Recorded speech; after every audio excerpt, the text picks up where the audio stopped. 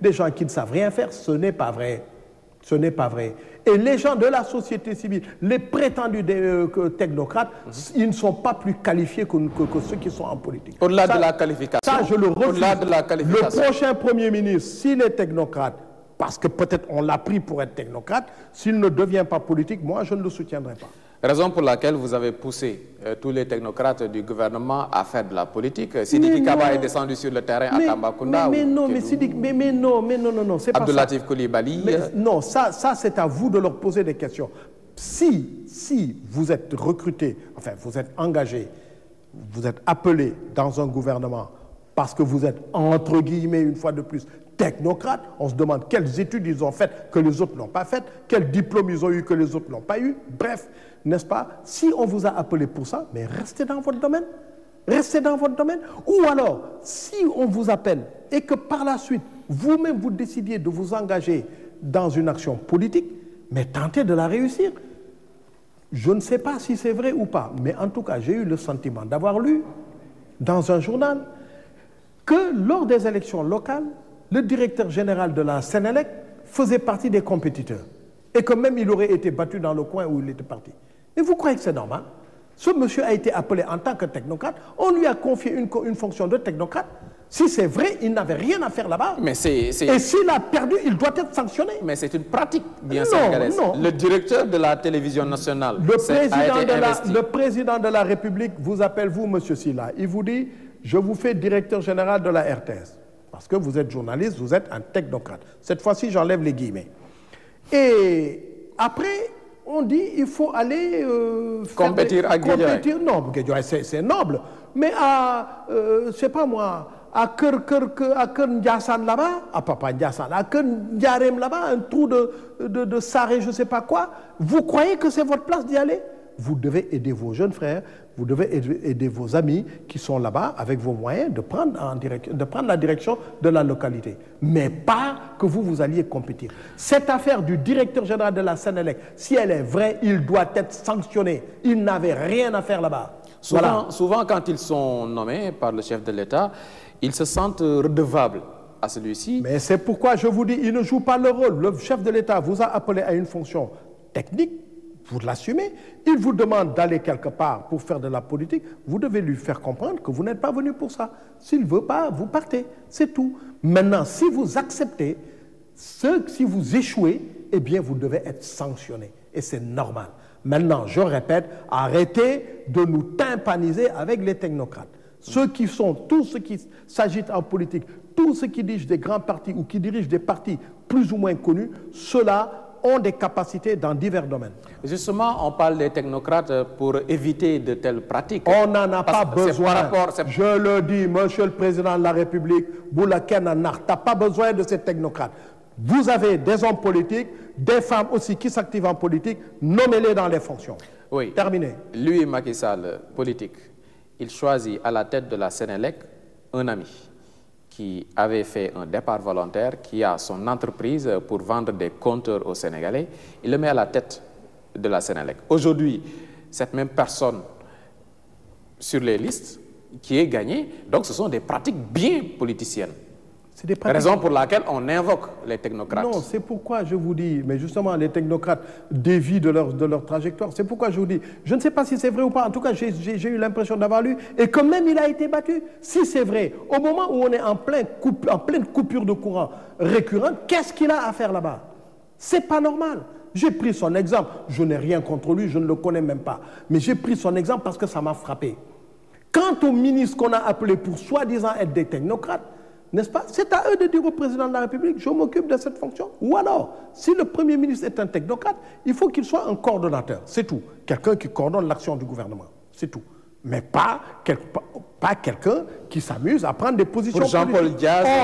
Or, le Premier ministre, je vois difficilement comment il ne peut pas s'impliquer en politique. Je le vois difficilement. Donc, un ministre est un politique, forcément. Un ministre est un politique et les fonctions ministres sont des fonctions, elles aussi, politiques. Et on fait de la politique... tout le temps.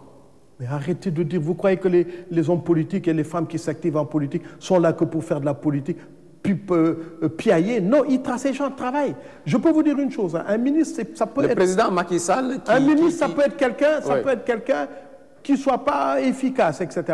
Encore que le terme compétent est un terme que vous, les journalistes, vous devez mettre de côté. Il n'y a aucune école qui forme des ministres. Donc, un ministre peut ne pas être quelqu'un d'efficace, qui réussit des résultats. Mais un ministre, c'est quelqu'un de très occupé. Très occupé. Voilà. Donc, c'est quelqu'un qui n'a pas beaucoup de temps à lui. On doit respecter les hommes et les femmes qui s'activent en politique. Parce que c'est des gens qui mettent leurs moyens, qui prennent des risques sur leur famille, n'est-ce pas, et qui essuient des insultes, des avanies, des horions, des tas de choses, n'est-ce pas? On doit les respecter. Et je peux vous dire, ceux qui ne sont pas en politique ne sont pas plus intelligents ni mieux formés que ceux qui sont en politique. Oui, il ne s'agit pas d'une comparaison. C'est une comparaison. Il n'y a pas de place pour les technocrates dans un gouvernement. De de là, un ou l'autre, en passant, oui. Mais fondamentalement, ce n'est pas la place. Mais quand même, vous êtes d'accord que tout Sénégalais qui a les aptitudes qu'il faut pour occuper un département ministériel doit être consulté ou peut être consulté. Mais vous êtes marrant, vous.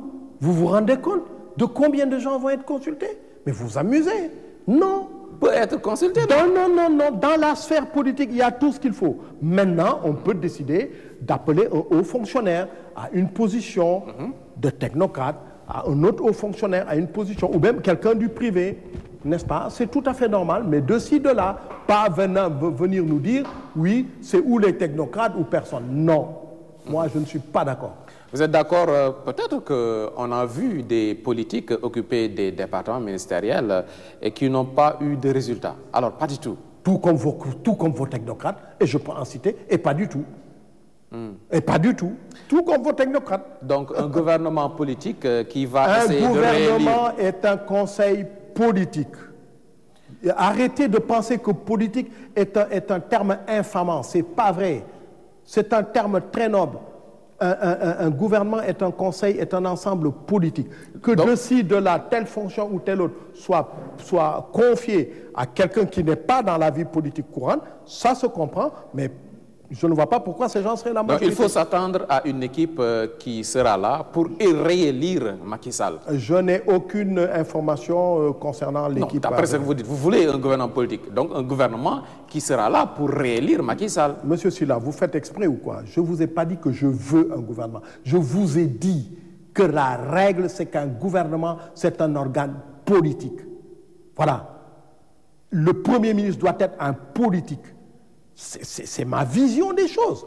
Il peut ne pas l'être, c'est vrai, mais ça c'est la responsabilité du président. Des noms circulent déjà. Ça ne m'intéresse pas. Aucun nom ne m'intéresse. C'est le président de la République ne m'a pas demandé mon point de vue. Aucun nom ne m'intéresse. C'est à lui de choisir, ou alors en relation avec les gens à qui il a demandé des points de vue et des avis. Donc, une fois que c'est là, le Premier ministre, qu'il le veuille ou pas, il se transformera en politique. S'il ne reste que, soi-disant, technocrate, je vous ai dit, moi, je ne le soutiendrai pas. Oui, vous avez eu à occuper des portefeuilles ministériels dans ce Sénégal. Cette fois-ci, vous êtes intéressé? Écoutez, moi, j'ai dépassé l'âge de ministre quand même. Aujourd'hui, ministre au Sénégal, c'est pour mes neveux, c'est pour mes jeunes frères, c'est pour mes enfants. J'ai dépassé l'âge de ministre. Votre ambition en politique, c'est quoi maintenant? Mon ambition en politique, c'est de sortir par la grande porte. C'est pourquoi j'attends ce qu'il faut attendre et j'essaierai de sortir par la grande porte. Parce que je quitterai la politique. Je quitterai la politique.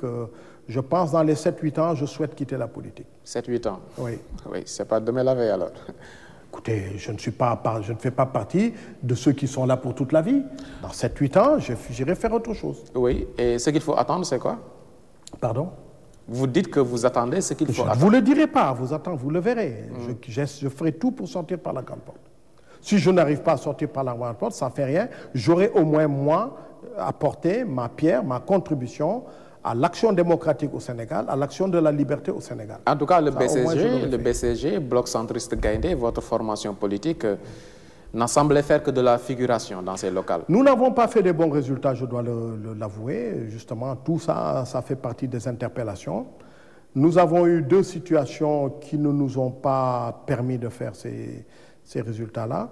La première situation, c'est qu'on se retrouvait, on a été en coalition, souvent avec l'APR dans certaines localités, dans certains coins, et nous avons essuyé, n'est-ce pas, l'ostracisme, la marginalisation, etc. Donc ça fait que ça ne nous a pas plu. Et ça, je pense, nous devons réfléchir là-dessus. Au sein de Benno Bokk Yakaar. Parfois, avec l'APR simplement. non, parfois c'était l'APR Benno Bokk Yakaar, parfois c'était l'APR seulement. D'autres fois, c'est-à-dire il y a des fois où la parole donnée n'a pas été respectée, etc. etc.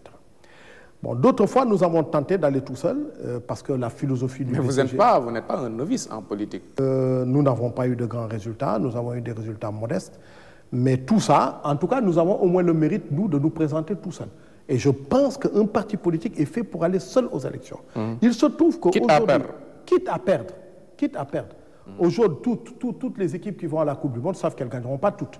Nous avons... Mais l'essentiel, c'est de se qualifier. Hein, pour vous. Déjà, y aller, c'est parce qu'on s'est qualifié, monsieur.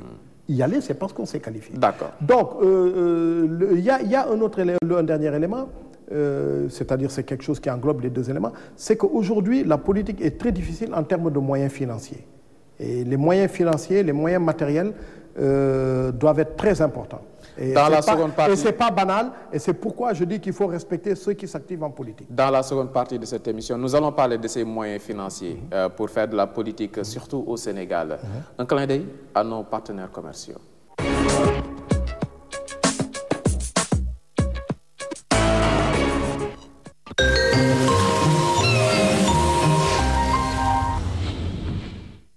Suukaru koor daal Joni moo ma ci doy Joni nee na yematul ci wàññi ay njëgam ci li ko dalee 25 francs waaye daf leen fas yéene gunge ci weeru koor bi Joni nee na ci diiru koor gi yëpp bés bu nekk dina joxe 100 000 francs ci yéen ñi ko taamu saa yu ngeen di yónnee wala jot xaalis te yamul foofu de ndaxte bés bu mujj ci weeru koor gi Joni dina leen jagleen ndéwénalu 1 million waa mani lii daal ñaar fukki junni suukaru koor bés bu nekk ak 1 million ndéwénal pour seen korité neex dëgg awaay ku gis nen nangi Joni waay day dem.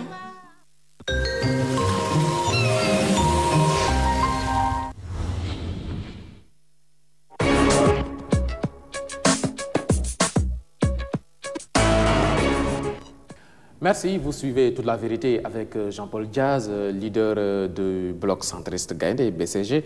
On parlait des sous en politique au Sénégal.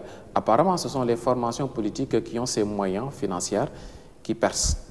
Oui, c'est vrai, il faut le remarquer, il faut le reconnaître. Et c'est pourquoi, d'ailleurs, je profite de votre plateau pour dire que je suis contre tous ceux qui disent que pour les élections locales, il faut instituer une caution. Parce qu'on est en train de glisser vers un système censitaire qui n'a aucune sorte de sens. C'est-à-dire ceux qui ont de l'argent participent, ceux qui n'ont pas de l'argent ne participent pas. Ça, ce n'est pas juste et ce n'est pas bien. Maintenant, je profite aussi de l'occasion pour clarifier cette affaire de « il y a 700 listes », eh bien, ce n'est pas vrai. C'est pas vrai. Il y a eu 2700 listes. Vous avez été gêné par 2700 listes? Non. Là où vous avez voté, il y avait peut-être une dizaine de listes. Donc, si vous prenez 2700 listes, ok, mais c'est des listes pour les élections départementales. C'est des listes pour les élections communales, n'est-ce pas? Étant entendu que les anciennes communautés rurales sont devenues des communes. Donc, à ce jeu-là, vous avez sur 44 départements du Sénégal, il y avait à peu près des listes départementales sur à peu près 41 départements. Si on enlève les 3 départements de Dakar, peut-être le département de Rufisque, je ne sais pas, mais en tout cas, mettons 40 listes. Vous avez 115 communes qui existaient déjà, ça fait 165. Vous avez 370 à peu près communautés rurales qui deviennent des communes. Ça fait à peu près 520, 530. Vous divisez 2700 listes par 525, 530, vous trouvez une moyenne de 5 listes. Donc, personne n'a été gêné par 2700 listes, n'est-ce pas? Je voudrais que le président de la République ne se laisse pas abuser par cela. Par contre, il est vrai qu'il faudra que la classe politique engage la réflexion calmement, à partir de maintenant ou au courant de 2015, où il n'y a pas d'élection, pour que quand même, il n'y ait pas une pléthore de listes qui ne signifient rien du tout. Vous avez des gens, c'est des aventuriers, ils vivent à New York, ils vivent je ne sais où, et puis de temps en temps, tiens, tous les 5 ans, ils viennent, ils ont de l'argent, ils font des listes, ils vont aux élections, ils sont battus, ils repartent, et dans 5 ans, ils reviennent. Ce sont des Sénégalais? Donc, oui, mais non, ça... Qui ont des casiers judiciaires vierges? Écoutez, non, c'est pas ça la question. Ils ne sont pas là à faire des équipes de football dont on aurait besoin. Ils ne sont pas là à faire des entreprises dont on aurait besoin. Ils sont là à chercher, n'est-ce pas, une reconnaissance sociale qu'ils n'ont pas. J'ai donné cet exemple, mais il y en a d'autres. Donc, je pense que, il ne faut pas créer, en tout cas, nous ne sommes pas d'accord et nous ne serons pas d'accord pour une caution au local, parce que 2700 listes, ce n'est pas excessif, ce n'est pas vrai. Vous êtes d'accord que ça a été l'une des élections les plus chères pour l'État du Sénégal? C'est pas vrai, c'est pas vrai. Je n'ai aucune preuve que ce soit le cas. Et de toutes les façons, la démocratie a un coût. Il revient à l'État de mettre de l'argent, n'est-ce pas, pour faire des élections. Et je dois féliciter l'État du Sénégal, parce que l'État du Sénégal a financé ces élections sans aller quémander au niveau de l'international, n'est-ce pas. Et je voudrais, ça j'aurais dû le dire même au début, je voudrais aussi féliciter tous les Sénégalais et tout le Sénégal, y compris la presse, c'est pas souvent que je le fais, mais je le fais cette fois-ci, parce que nous sommes dorénavant, depuis l'an 2000, nous avons démontré que nous sommes l'un des rares pays en Afrique noire, n'est-ce pas, et même en Afrique, où lorsque des élections se passent et que les urnes, les centres de vote, les bureaux de vote sont fermés à 18h, à minuit, on sait qui est le vainqueur ou qui sont les vainqueurs. Oui, ça c'est remarquable. Ça c'est un acquis. Le problème jusqu'ici, c'est d'organiser une campagne électorale sans violence au Sénégal. Je crois qu'il y a eu de la violence à certains endroits. Il y a des endroits où on a entendu la violence, on ne l'a pas trouvée. Bon, et ça, c'est tout à l'honneur des différents acteurs politiques. Donc, moi, je pense que ça, nous devons nous en féliciter. Nous devons féliciter tous les organisateurs et nous devons féliciter toute la presse, notamment de l'audiovisuel, n'est-ce pas, qui a permis, des radios, des télévisions, qui ont permis d'avoir ces résultats. Oui, c'est le travail. Mais ça, c'est un acquis qu'il faut conserver et chercher d'autres acquis. Pour en revenir à l'aspect pécuniaire. L'argent, oui. L'argent, il y a deux solutions. La première solution, c'est celle qui existe en France, par exemple, c'est de dire, vous n'avez pas le droit de dépenser plus de temps. Voilà, ça, on peut peut-être le faire. Ça, on peut le faire. Mais vous savez bien que le financement des partis politiques au Sénégal est opaque. Pourquoi c'est opaque? Le financement des ONG, vous croyez que c'est clair? Non, le financement de la presse, vous croyez qu'elle est claire? On parle des partis politiques. Je vous retourne à la question. Vous croyez que le financement de la presse est clair? Vous croyez que le BCG se finance comment? Le BCG se finance avec ses amis, carrément. Ne nous parlez pas de carte de membre. Mais je vous ai dit ses amis, ce n'est pas les cartes de membres. Ses amis, c'est-à-dire? Ses amis, je m'en tiens là, comme tous les autres le font. Oui. Mais vous nous devez une certaine... On vous doit rien du tout, rien du tout. Vous ne nous financez pas. L'État ne nous finance pas, on ne lui doit rien du tout. Évidemment, on nous dit tous les ans, vous devez présenter vos comptes. Mais aucun parti ne le fait. Le jour où tout le monde le fera, ce qui n'est pas normal. Ce n'est pas mon problème. Je vous dis, on fait comme on peut. Mais il faut être légaliste. Écoutez, ne m'entraînez pas dans des...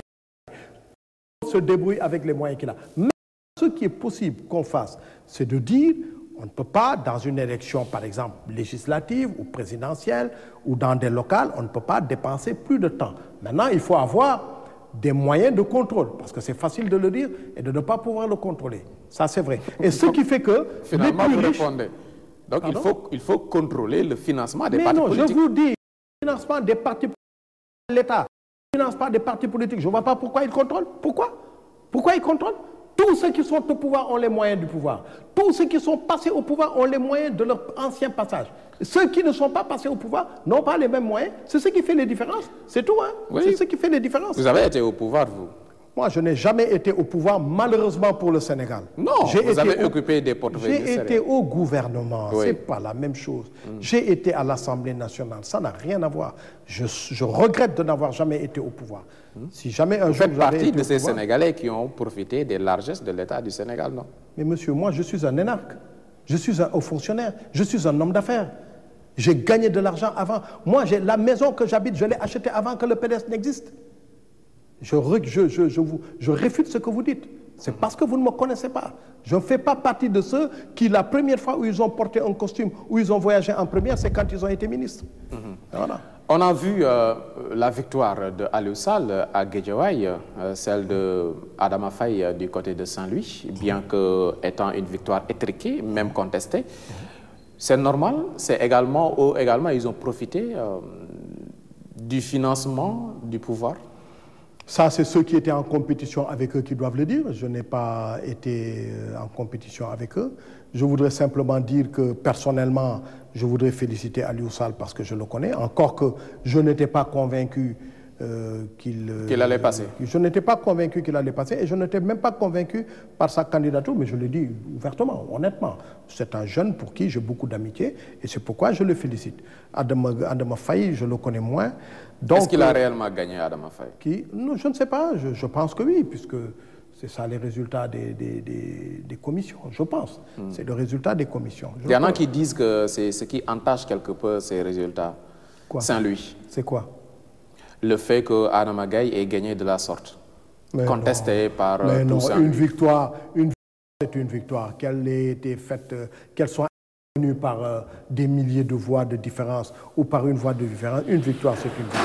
Je pense tant que les commissions n'ont pas été, la décision des commissions n'a pas été réformée par la Cour d'appel, ou même plus tard par la Cour suprême, je crois qu'il faut accepter les résultats. Il faut accepter les résultats. Je reconnais les résultats. Oui, et par rapport... Maintenant, il y a une période de contentieux. Ceux qui ne sont pas d'accord vont au contentieux et il appartient au juge d'examiner les questions et de dire qui a raison.